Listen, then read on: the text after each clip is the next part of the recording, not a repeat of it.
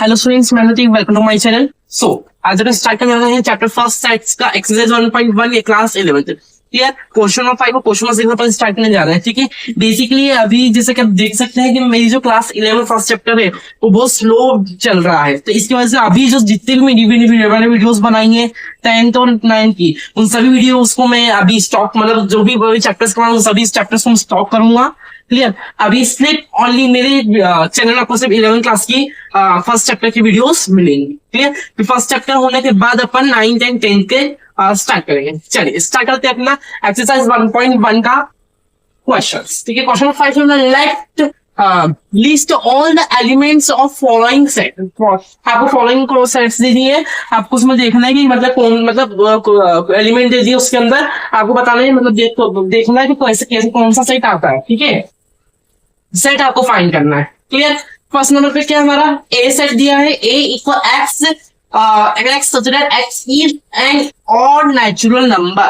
क्या बोला उसने कि जो एक्स एलिमेंट होना चाहिए वो किसके क्या होना चाहिए, अपना ऑड नेचुरल नंबर होना चाहिए। तो बेसिकली मैं यहाँ पर समझा देता हूं कि जो फर्स्ट नंबर का है मेरा, तो उसका आएगा, मैंने ए सेट ले लिया, ए सेट इक्वल क्लियर क्लियर एक तो हो जाएगा मेरा 1 3 5 7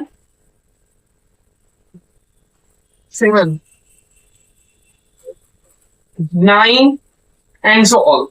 क्लियर? तो उसमें बताया नहीं कितना लेस देन चाहिए, तो अपन इनफाइनाइट मान देंगे। क्लियर?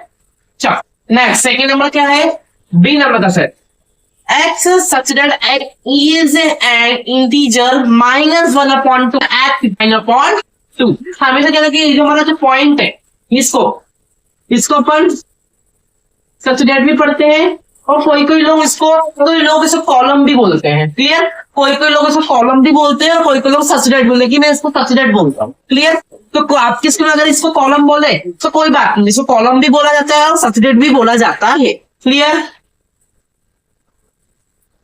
बी नंबर में क्या था, मैं इंटीजर से -1/2 x से >2 ऐसा है कि ग्रेटर देन इक्वल टू, अगर ग्रेटर देन इक्वल टू आया तो हमारी जो इधर वाली जो वैल्यूज है वो भी इंक्लूड होएगी, और जो इधर वाली जो वैल्यूज है वो भी अपनी इंक्लूड होएंगी।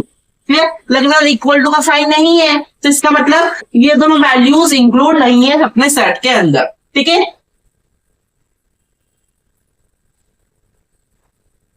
तो हमें क्या करना है, इन दोनों के बीच में जितनी भी वैल्यूज निकलती हैं उसको में निकालना है। आप अपॉन में देख सकते हैं कि हाँ अपॉन में जो डिजिट सेम आ रही है, देखो -1/2 और 9/2, इन दोनों के समथिंग बीच में अगर डिस्टेंस निकालेंगे हम सेट। ठीक है, तो आप देख सकते हैं कि यहाँ पर तो 2 है, यहाँ पर तो कॉमन आ रहा है। ठीक है, तो 2 का हम छोड़ देंगे, बाकी जितने भी नंबर्स लिख देंगे, अपॉन में नहीं लिखेंगे अपन। तो देखो यहाँ पर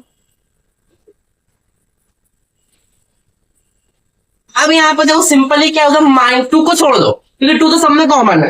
अपन ऊपर देखो -1, अब माइनस उसमें इंटीजर अपने दो प्रकार के होते हैं, एक पॉजिटिव भी होता है, एक अपना नेगेटिव भी होता है। ठीक है, तो पॉजिटिव इंटीजर अपना उसमें क्या बोला, नेगेटिव इंटीजर से जा रहा है वो क्यों, पॉजिटिव इंटीजर से।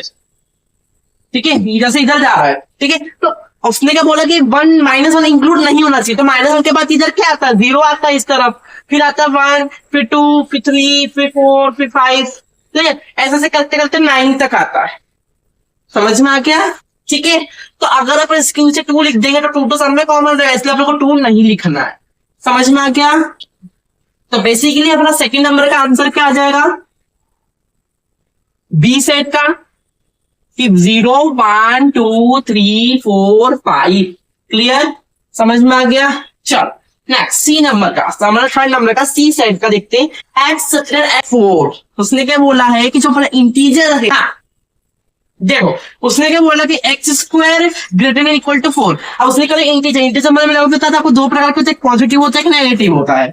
क्लियर? तो यहाँ पर हम देख सकते हैं कि यहाँ पर अपना क्या आएगा, एक नेगेटिव, एक इस तरफ देंगे तो नेगेटिव भी आएगा और इस तरफ देंगे तो पॉजिटिव भी आएगा। क्लियर?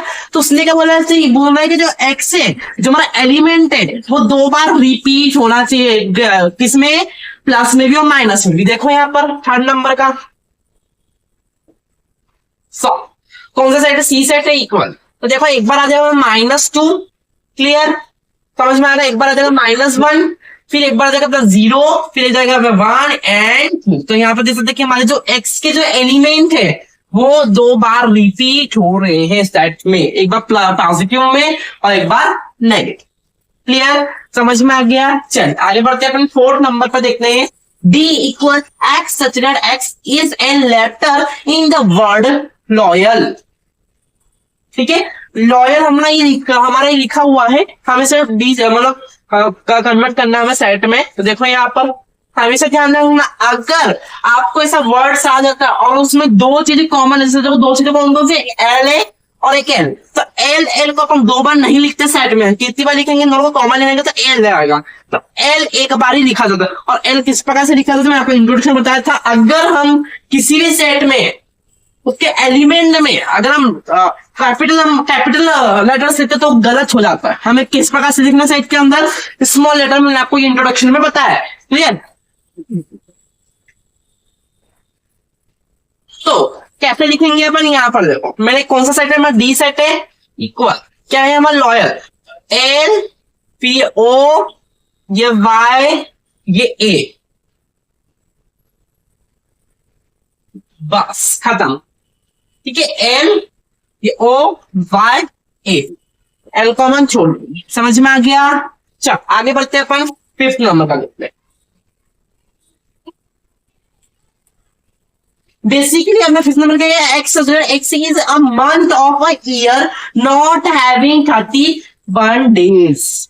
ऐसा ईयर बताओ कि जिसके अंदर 31 डेज नहीं आते हैं।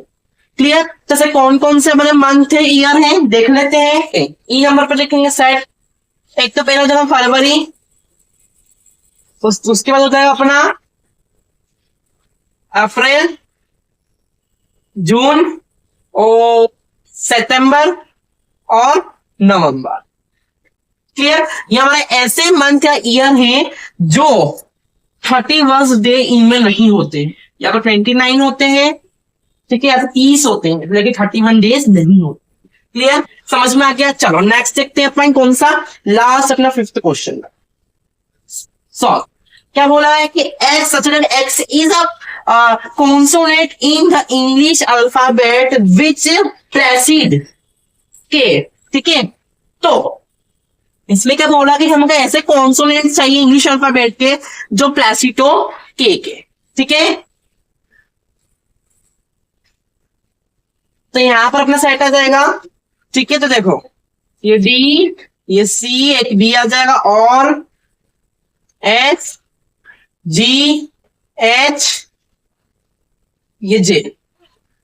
ठीक है, समझ में आ गया। चल, तो ये था हमारा question number 5 and next question की तरफ बढ़ते हैं, क्वेश्चन नंबर चल ठीक है, तो हमारा लास्ट क्वेश्चन एक्सरसाइज का क्वेश्चन नंबर 6। मैं तो कहूँ मेरा क्वेश्चन पढ़ के समझ लो ताकि आपको समझ आ जाए। Match each of the set on the left in the roster form with the same set on the right described in set builder form. मतलब आपको लेफ्ट साइड में दे रखा है roster form and right side में दे रखा है सेट बिल्डर फॉर्म। क्लियर, आपको मैच करना है कि हाँ इन दोनों जो देकर रखे हैं इन दोनों कंडीशंस में क्या क्या सेम है क्या नहीं सेम। क्लियर, तो यहाँ पे देखो 1 2 3 एंड 6। क्लियर, क्या दिख रहा है आपको यहाँ पर? ठीक है, तो क्या दिख रहा है आपको?